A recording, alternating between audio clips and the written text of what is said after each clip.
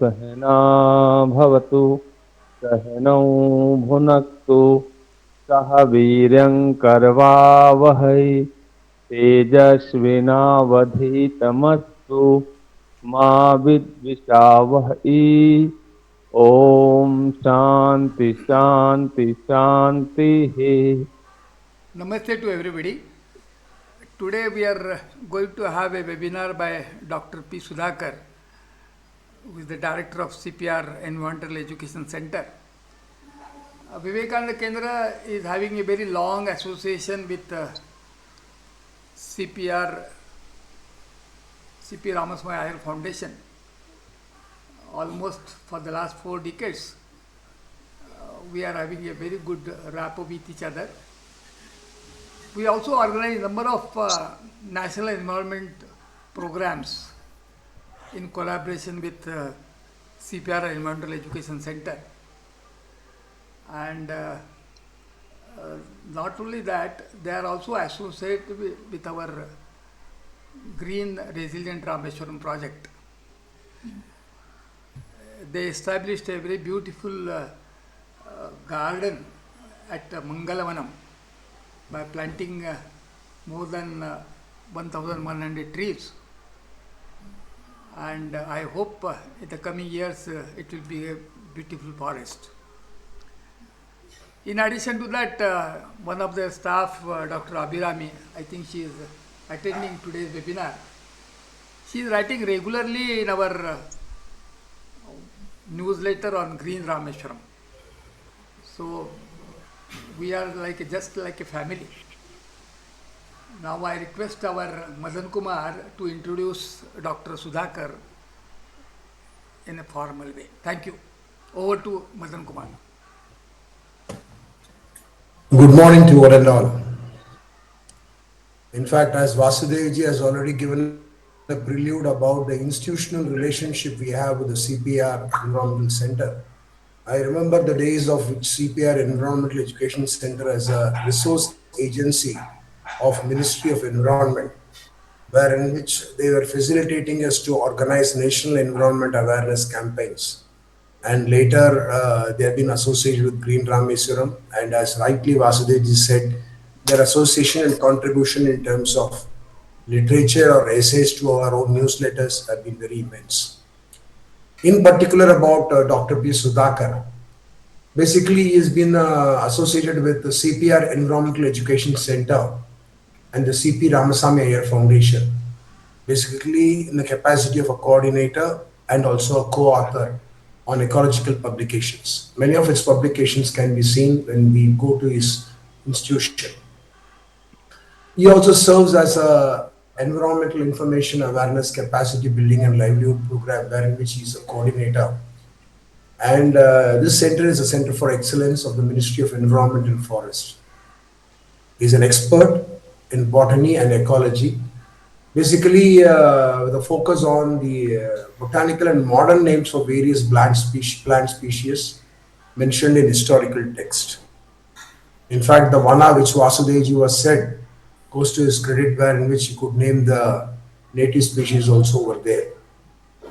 He is the co-author of the significant publication including Plant and Animal Diversity in Valmiki's Ramayana, where his expertise was crucial for verifying plant descriptions and equivalents. Dr. Sudhakar is involved in various activities and initiatives concerning environment. Doesn't limit to that, he also been a catalyst for promoting handicrafts made from non-timber forest produce and enabling many people to register with MSMEs for self-employment.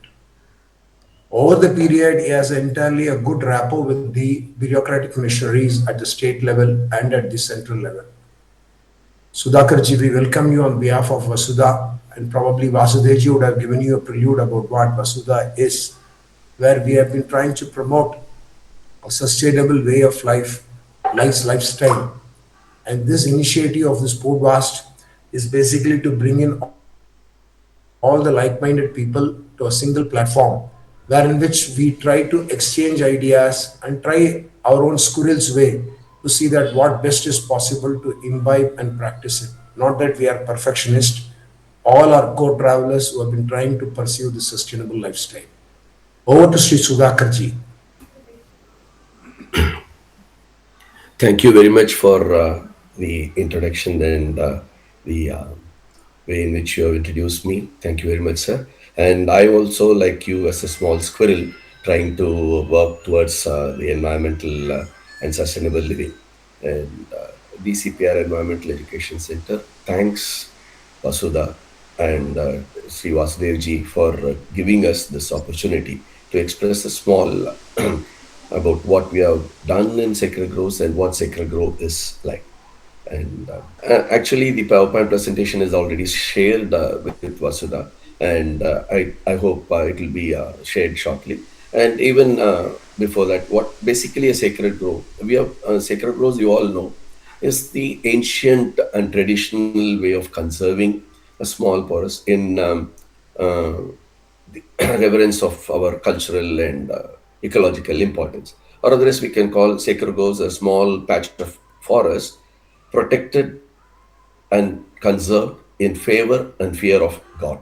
We say that favor and fear of God because once we say that there is something which is associated with God or something associated with spiritual or religious thing, it is protected. That has been done all over and across India. Sacred Grove is not a statewide comp, it is pan India. It is seen across all the states, and there are more than, as of 2001 study done by Dr. Malhotra. That was the latest, and that was the only available evidence of number of sacred groves which are present in India. It is almost nearly 13,720 sacred groves spread across the entire country. And CPR Environmental Education Center, as you are talking, we are part of the Ministry of Environment and Forest, Environmental Information, Awareness and Capacity Building. And it is our main thematic area is conservation of ecological heritage and sacred sites of India. We are not only documenting sacred groves, we are documenting almost sacred rivers, sacred mountains, all which are called even sacred seeds, like that. There are 8 or 9 components under this. In sacred groves, we have documented and found the distribution of sacred groves in almost all these states. Nearly over 10,000 sacred groves we have documented, and the distribution of sacred groves across various states. Right. These are all the basic things about sacred groves. What is sacred grove as a thing like? It is not a small forest alone. It is a mini biosphere reserve.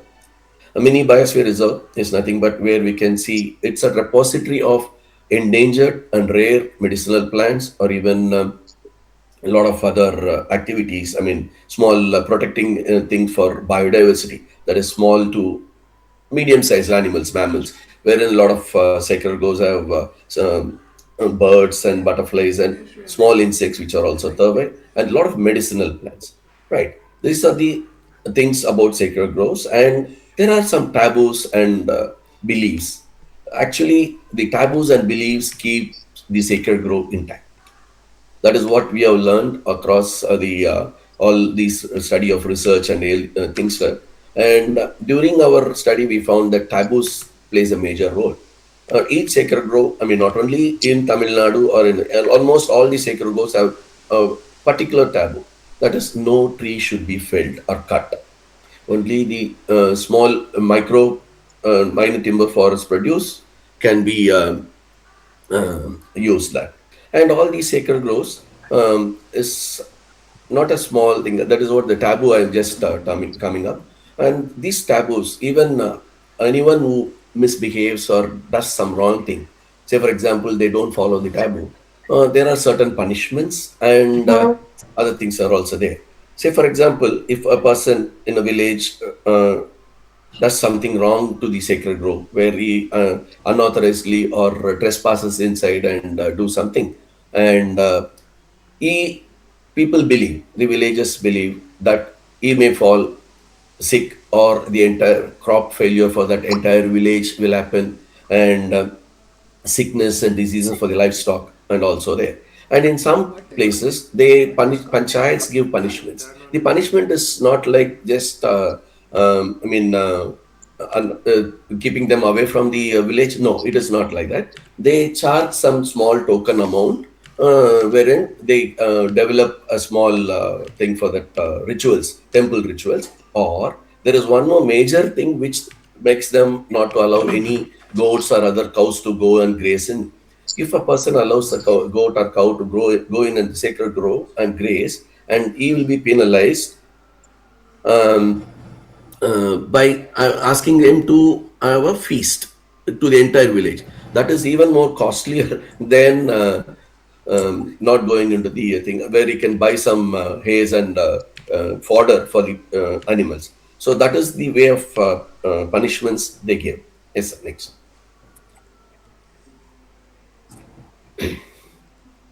The next, I mean, each sacred grove.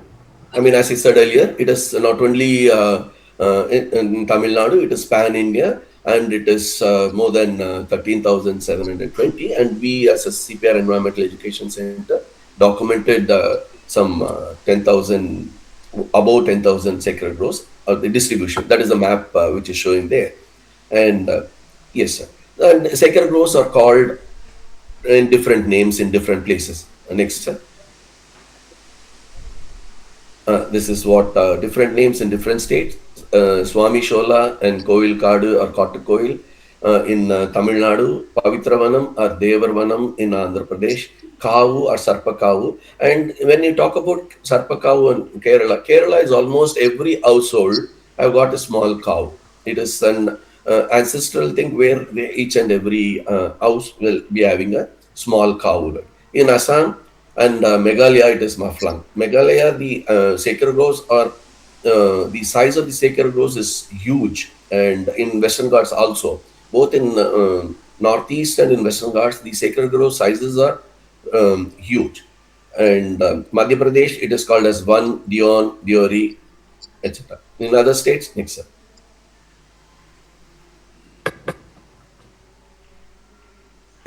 Orans in Rajasthan, Devarkadu in Karnataka, and all these have different names in different places, right? But every sacred grove has a setup, like it is like a intact thing where it has a shrine with a god or goddesses and a small pond or lake and a patch of forest or thickets of trees, which is in a whole you can see there.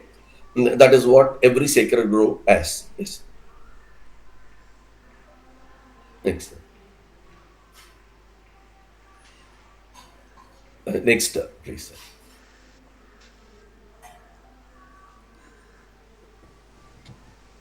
Okay. Yeah, this is what I said. Sacred Grove, a shrine for the local god or goddess.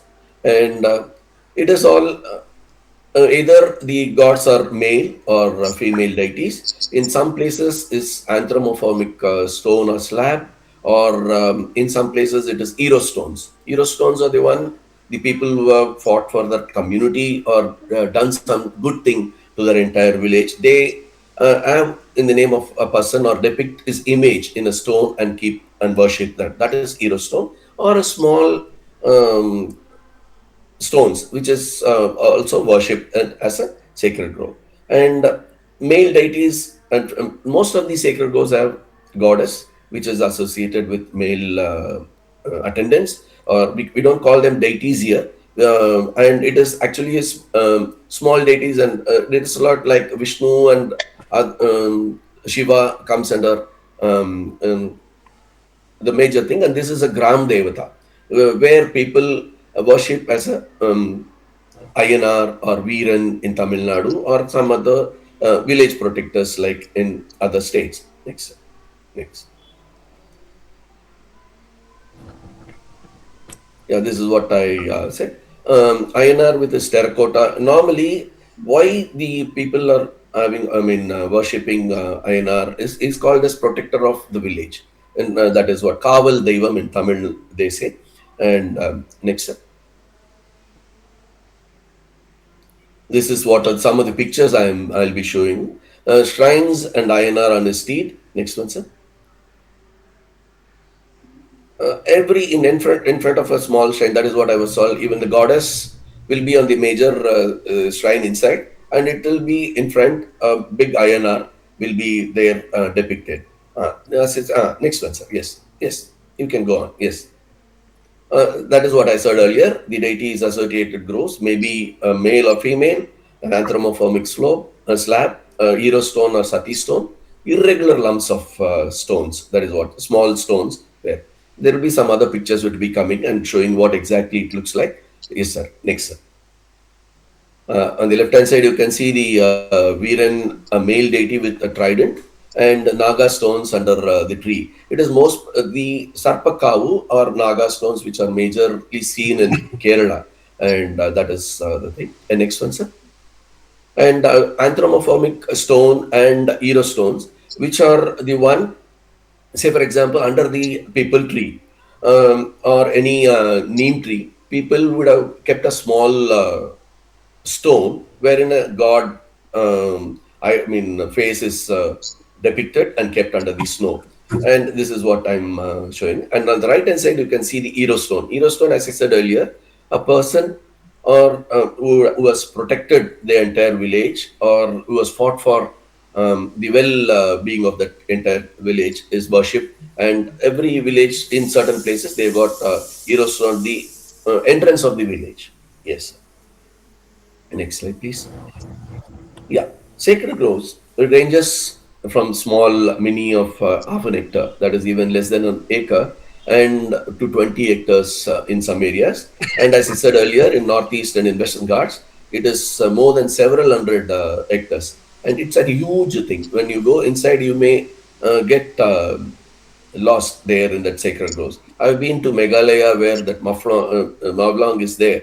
And in fact, it is a very I mean, frightening to go inside, and that huge trees and the sizes of the trees are so huge. That is how the sacred groves or intact sacred groves are there. Next. What the people will do when the sacred grows? These are some of the things which I've taken in Tamil Nadu, and people give OTO offerings. Right. Next, these horses are nothing but OTO offerings given by the villages. Why they give this OT offerings is they pray and for a well being, or say for example they have a wish. If their wish is fulfilled, they say that I will make a horse out of clay, terracotta horse, and place it in that sacred grove. When you go visit sacred groves, you can see number of terracotta horses. All these are nothing but OT offerings, and these are made out of clay, and this is left open, and it is actually it is taken from the earth and it is given back to the earth. That is the concept here, and nothing is taken back. So this OT offerings are especially horses in the central plains of Tamil Nadu, where people think the INR or the guardian of the village rides the horse and protects the village from any calamities or any theft or burglary, things like that. And in coastal areas, it is more of elephants. They keep elephants as the votive offerings. And in hilly areas or near the mountainous region, it is bull. So there is a different ecosystem and ecological thing is also connected with offerings also, votive offerings. Yes, next.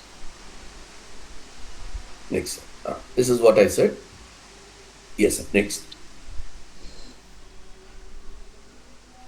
Yeah. In in a lot of places, yeah, this is what I said, all which goes back to the earth where it came from.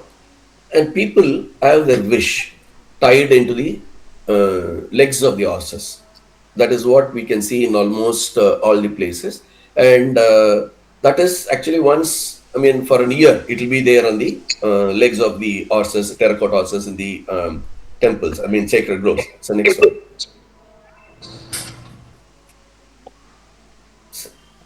Yes.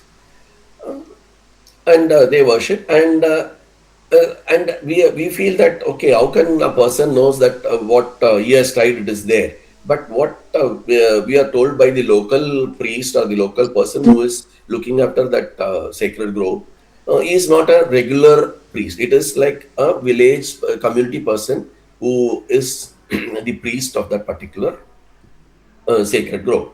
And he say, I mean, the people who come there and they tie their wishes, and once they know what they have tied and what they have got it, and this is one way of offering. And there is one of few places in Tamil Nadu whereas they cut the coins, that is the rupee coins or whatever it is, they cut into half and keep throw it one into the small pond there and keep them the other one. So once the full wish is fulfilled, they I mean pray to the god that I'll give something donation to the temple or things like that. That is what it has been done. Yes, sir. And every sacred grove there will be having a festival once in a year. Here, the rituals of cooking rice for the benefit and prosperity of the family. It is the only time where women are allowed inside the sacred grove. Normal days, women are not allowed inside the sacred grove, and as there is restrictions, and people are not allowed to wear footwears and cross the sacred grove. Even though it is inside the forest, they have to remove these slippers and go. And this is the time when every year, wherever the members are, they will assemble to that. I mean, it's a community level work. I mean, worship, and the people offer. Different pongal. I mean, in Tamil we say keeping pongal, and it's a very big festival. And in some places they will offer goat and chicken and things like that as an offering to the village. And in some places, it is other way around. Arak is also given in certain places. That is a different type of offering, and where the god and goddesses are there. This is how the rituals of cooking rice and prosperity. And it's a mini biosphere reserve, as I said earlier, and it has got very big trees and next one slide, sir. We'll show that how it is.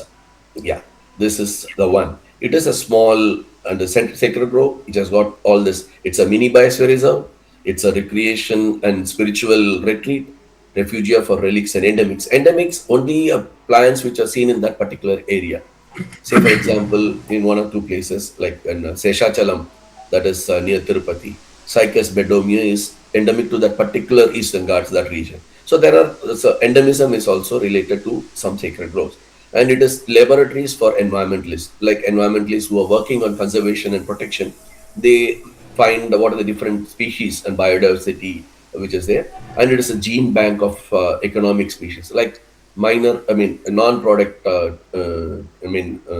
timber produce, which is there. They collect, and the collection is also only for medicinal purposes. And that is what, and as I said, dispensaries of medicinal plants. That is only the Natu Vaidyas. I mean, the Vaidyas, what we call in Tamil, it is Natu Vaidyas. Basically, it's Vaidyas. A doctor, local doctor, is allowed to go inside the sacred grove anytime he requests, and it is only for the medicinal purposes. He has to pluck the leaves or twigs, which is essential to cure a particular disease. And this is also a sanctuary for birds and many. And as I said, giant specimens. You can see specimens which are huge in size, and the canopy is so tall, and even the small climber becomes a line. Yeah, next one. Yeah, immediately benefits. These are all the benefits. Sacred groves is the one which is reduce the surface groundwater, protects it, and retention of subsoil. And it is actually we call it as an ecosystem services. Sacred grove is not just a small grove which has got religious connection. It is a small ecosystem. It provides a lot of ecosystem services. It keeps the groundwater aquifer in the same level, where because of the biomass which is there falling under the there where nobody is taking it, so the rainwater which comes in is allowed to seep inside, and that is how. And it is it conserves the local medicinal plants, and maintenance of soil fertility. Actually, the soil fertility, even I'll tell about our other activities, what we have done in the recreating a sacred grove. That is what. These are the benefits, right? It's a food and for a lot of animals, small monkeys and things. Why we need this conservation? See, now this conservation, earlier it was protected in large scale, and now the people who are the older ones are still there. The younger generation has come or migrated to the city for job or some other higher studies or things like that, and they also not little bit away from the following the traditional system. The traditional system is little bit faded in few places, and that is the also a reason, one among the reason, apart from the developmental activities like infrastructure thing, where roads are constructed along the sacred groves and inside the forest and things like that. So some agricultural development and other, I mean, non care of people are not taking care of that particular sacred grove is also one reason for the dwindling or deterioration of the sacred grove. Why it is urgent? Yes. Next. This is what I am saying is. Next, please. Next, please.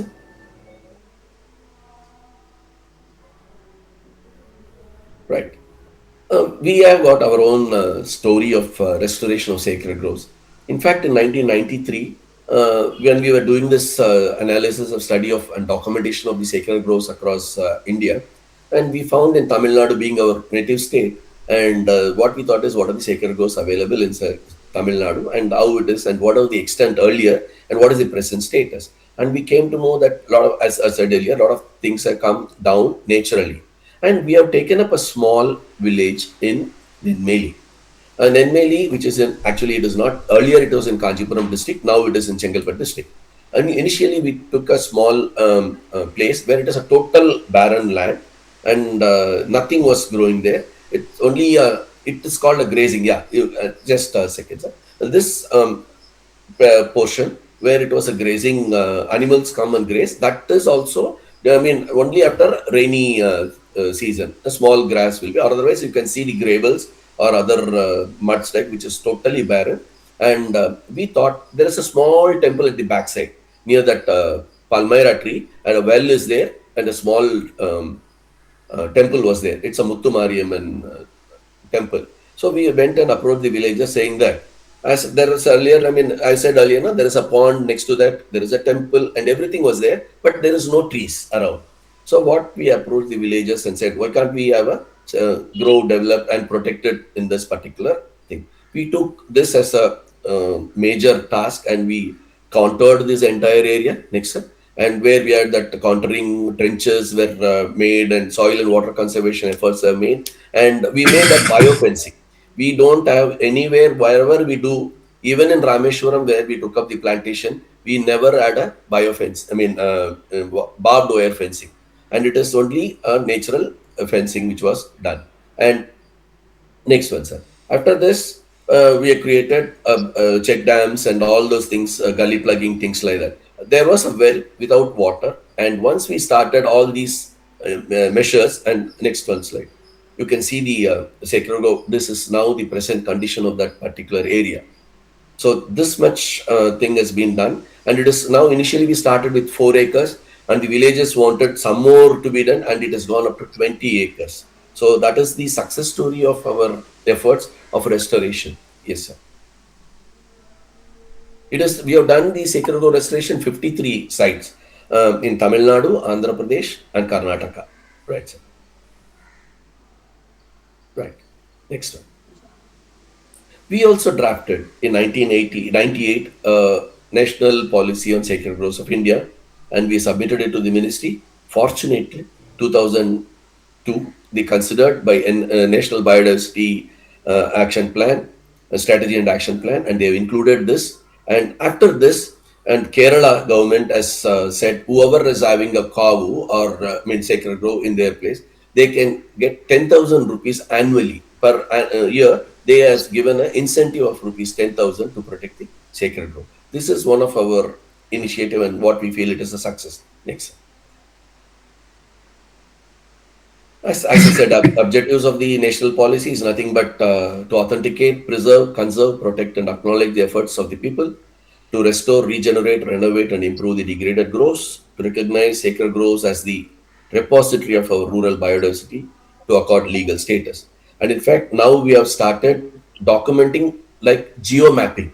In Tamil Nadu, we have started that where we have geomapped the entire sacred grove with latitude and longitude. Geotagging has been done, and also the flora and fauna study has been done. it is for the Tamil Nadu State Planning Commission. We have took up this project and we have done it. And so based on our work, it has been assigned to us next. We feel that it has to be protected.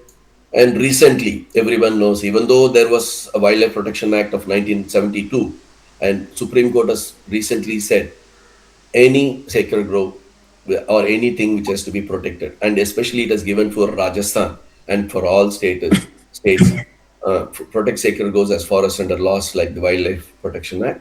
It has designating them as community reserves to blend traditional community stewardship with formal government conservation.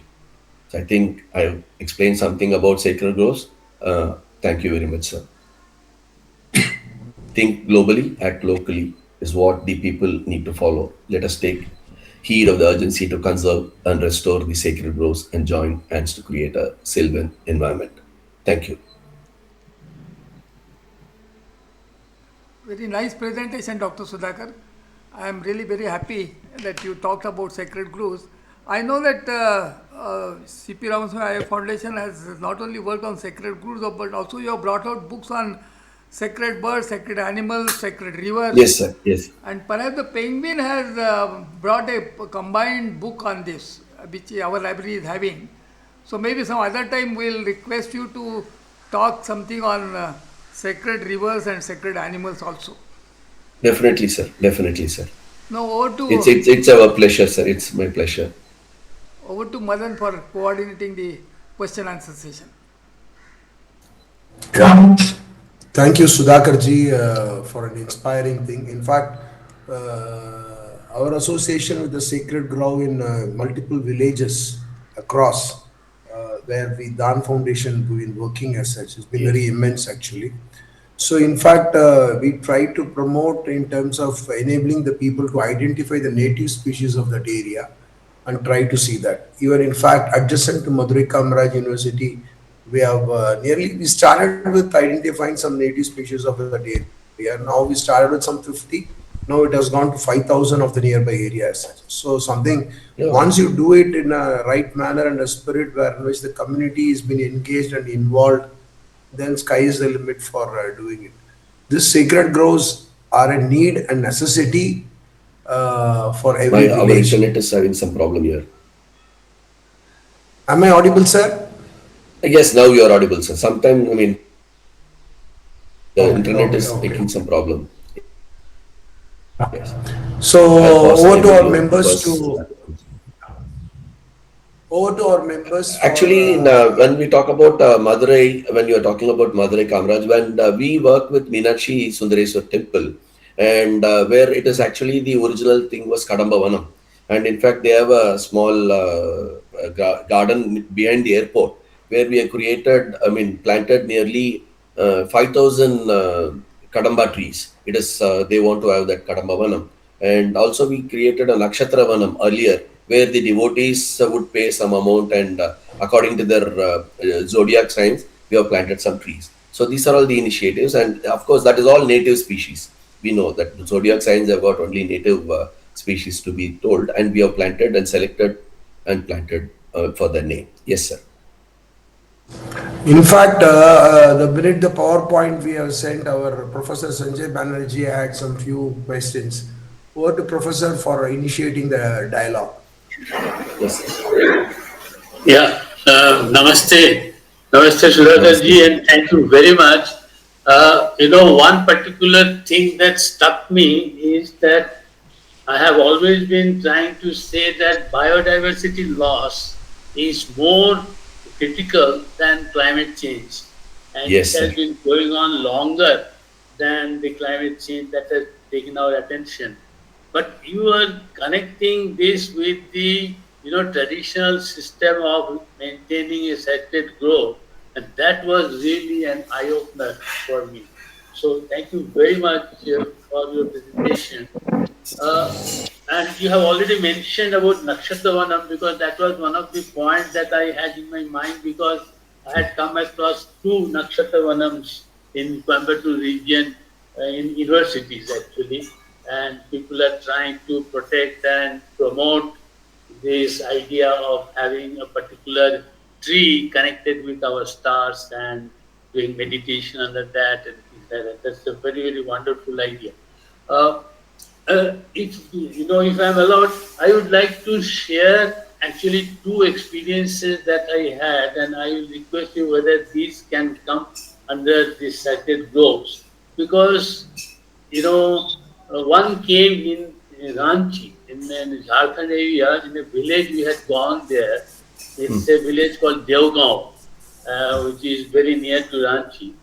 And in that village, we found that the villagers, they sort of revere a particular spot where very large stone pieces like menhirs are kept, and they have a belief that gods, they come over there and they hold their meetings in the evenings and nights, and they consider that place to be very, very sacred. In fact, no one is expected to construct any house near that, and they showed me that someone violated that and did construct a house nearby, and very much calamities came to their family, and ultimately they had to shift. So this was one thing that I had seen there. Another thing I had seen near Etiwadai in Coimbatore, where our university is, nearby in a village in the mountain area, inside we found that there is a particular spot which the villagers, they revere very much, and that spot was a beautiful, clean space, and all around that there were trees, and if you go there, you feel such a quiet feeling is impossible to describe. And they revere that place and they maintain that place and like that. So could these examples also be included in this listing of sacred groves? Because they're not really the plantation, other things are not so much there, but they're treated as sacred by all these people. And last point Yes, I sir. wanted to Actually, say, sorry, last point I wanted to say that in my childhood, in our house, there was a tulsi, bunch. So today also you will find that many places the tulsi is kept and revered, and lamp is lit and is maintained very, very carefully, because tulsi leaves have got a very strong medicinal function also. So all these traditions that we have had, unfortunately, we have lost the meaning behind these rituals and processes that we had, and it is good that our coming generations, they should know that there is a purpose behind it, and very, very strong purpose for environmental protection, medicinal purposes, etc. So namaste, thank you very much, thanks for the opportunity. so thank you, sir. As you said, as actually the small stones also they people worship. That is what in the beginning itself I said. Small pieces of stones or not arranged properly. That is also they worship. And then there no need to be any trees around it. A small trishul. And in Goa they worship crocodile as one of the sacred. So those are different areas. They have got different culture and tradition where they believe and worship. Yes, sir. Yeah. So instead of looking them as sort of superstitions and things like that, I think it is time that we tell our own educated, intelligent, younger generation that there's a purpose and meaning behind that, and that you should not forget.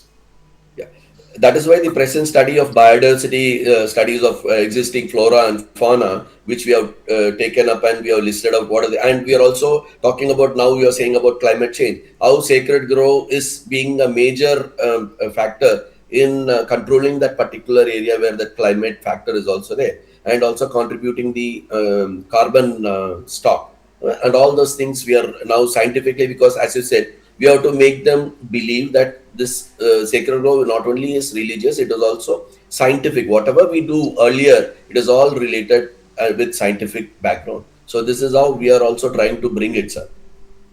Absolutely. Sir, what does CPR stand for? C.P. EEC. Ramaswamy Iyer. C.P. Okay, Ramaswamy Iyer okay, was okay, the okay. Diwan of Travancore. Okay, okay. Sudhakarji, in our own campus there is a Ekakshar Ganpati, and behind that we have one Nakshatra Vanam. Of Hmm. course, it is not very well maintained. Now, suddenly, an idea came to my mind that you yourself and Dr. Abhirami, you have done wonderful work in this area. Why don't you write a book on Nakshatra Vanam as well as Rashi Vanam and relate Yes, sir. it with Actually, every individual, what they should do? Suppose my Nakshatra is Rohini, then what should I do? hmm. Whether it should Yes, be, yes, because Vivekananda Kendra also is now trying to promote Amruta Kutumbam. Whether yes, the sir. family should plant that particular tree of that particular nakshatra or rashi, you please try to relate it with the community or with the family also. Yes, sir. I don't Yes, want only the botanical name and what are the usage, that is fine. But ultimately, this culture and tradition also we should relate it. Then perhaps yes, we'll be able to spread this message and we'll make it as a part of the Amrutu Kutumbam. That your yes, family is having this, majority of them are having this Rashi or this Nakshatra, then this, whether they should plant a tree or what, I don't know, but everybody will not have that much area. I don't know, but some such small booklet will go a long way. We can bring out in to begin with in English and Tamil, and then maybe in other languages also. Please keep it in mind. yes. Definitely, sir. We are also onto it, and we have started with four rasis as of now, and we'll be collecting and doing it, sir. Definitely. Yeah, pranam to all and sincere gratitude to Sri Raoji. It's really very informative, and we came across a lot of knowledge about the secret groups in across the country. I would like to just inform about some of the practices which are being done in my part, particularly where I stay at Gopeshwar. Nearby, there are uh, two pilgrimage. One is the Lord Rudranath temple, and another is the Mata Ansya Devi temple. Rudranath ji is around 10,000 feet or so height, and Ansya Devi temple is somewhere around maybe 7 8,000, maybe 9,000, something like that feet height, and both are having a forest area around it, and the forest area around Ansiya Mata is called as the Amrit Ban, and around Rudranath also is the considered certain practices which local people do, and some of them are that you have not to spit there, you should not speak loudly there, you should not defecate in these areas, and if there are flowers, out of 4 5 flowers only one has to be plucked, and in particular after blossom and not other times. Forest cutting is also prohibited in these areas. So in one way these serves the purpose of the sacred groves. And I remember once Professor M.S. Swaminathan ji had visited, I was studying that time, to this area, and he went to Ansiya Mata temple, and there he specifically referred to that how this local practices of conserving forests are needs to be encouraged across the country. And I see that your organization is really working on these areas very effectively. Just a small question: is there any specific book which is dedicated to secret groups? Because I just took the lead from the question raised by respected Basdevji. If already some book or some consolidated information at one place is available about the secret groups in India in detail, or anybody has taken a specific research work in this area so that some consolidated information is available. Thank you, Pranam, and once again, a lot of thanks for bringing across such information to all of us. Thank you very much, Pranam. Uh, Sir, in fact, CPR Environment's website has got all the information about sacred groves, and we are, as per in the Ministry of Environment and Forest also, we are the nodal agency, I mean, not a center for resource agency for ecological heritage and sacred sites of India, where we have documented almost, as I said earlier, sacred groves across countries and where all it has been found, and about sacred rivers, sacred mountains, and sacred animals, and all these are available in our website. There are some publications which is online, and you can download it for free also. And there is a compendium on sacred groves of India, and which is available. I don't think that is. And we'll put it in the website as early as possible, and it is available. Yes, sir. You know, as I mentioned, that this biodiversity loss, there's a huge United Nations Convention of 1992, biodiversity, climate change, and deforestation. If so, is it possible in some way to sort of include this practice of sacred groves, maintenance of them within this international and our national biodiversity conservation plan? You said that our national biodiversity people, they have already recognized this. So is there some way that it becomes also internationally recognized, because it is quite possible that other countries also have their own traditional indigenous ways of maintaining the biodiversity. So if that can be encouraged, if that could become mainstream, if that attention is paid on that one, then this whole movement could become a real sort of a catalyst for biodiversity retention. Amol, are you listening? Yeah. I think in Yes, sir. Maharashtra Yes, you sir. call Devrai. You would like Yes, to sir. share In something? Yeah, please. yeah, I don't know much about it, but I have heard like in like Konkan area they do have devrais. Hmm. In yeah, in my hometown Nasik and all, I don't think so. We have anything like that.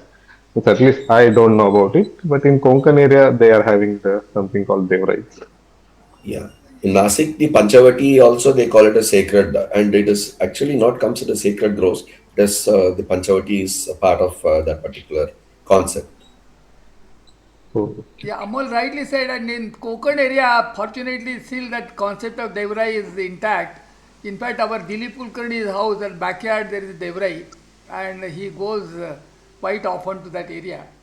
Anyway, thank you, Dr. Sudhakar.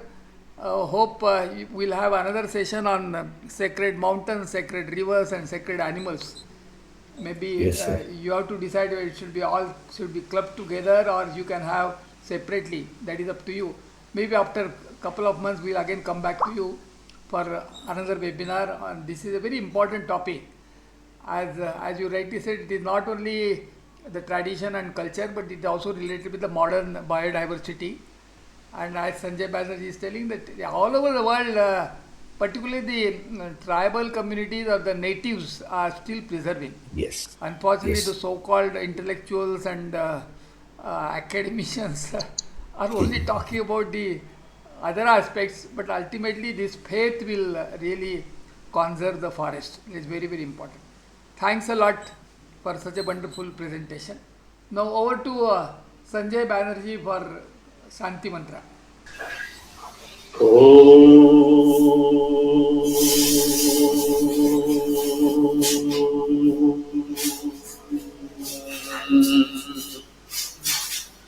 लोकाः समस्ताः सुखिनो भवन्तु।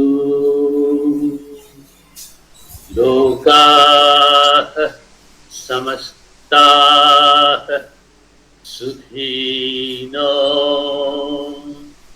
भवन्तु। लोकाः समस्ताः सुखिनो भवन्तु। ॐ शान्ति शान्ति शान्तिः। ॐ श्रीगुरुभ्यो नमः। हरिः ओम्।